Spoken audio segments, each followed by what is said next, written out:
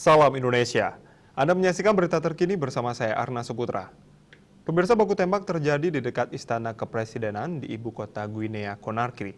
Para saksi mata menyebut baku tembak tersebut berlangsung selama beberapa jam hingga memicu kepanikan warga. Beberapa saksi mata mengatakan baku tembak tersebut terjadi beberapa jam sehingga memicu kekhawatiran di negara Afrika Barat yang sejak lama memiliki sejarah perebutan kekuasaan dan upaya kudeta militer.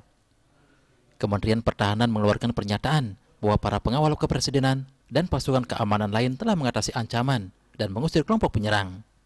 Operasi keamanan dan penyisiran terus dilakukan untuk memulihkan ketertiban dan perdamaian.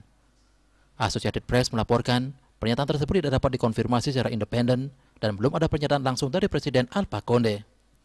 Televisi-televisi pemerintah menayangkan acara musik dan lainnya, tetapi tidak menyebutkan adanya suara baku tembak yang menggema di Kaloum, Conakry sepanjang pagi.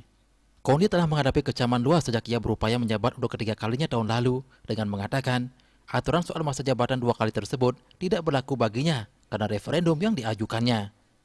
Ia akhirnya terpilih kembali, tetapi langkah tersebut memicu demonstrasi jalanan yang diwarnai aksi kekerasan, di mana kelompok-kelompok oposisi mengatakan puluhan orang tewas.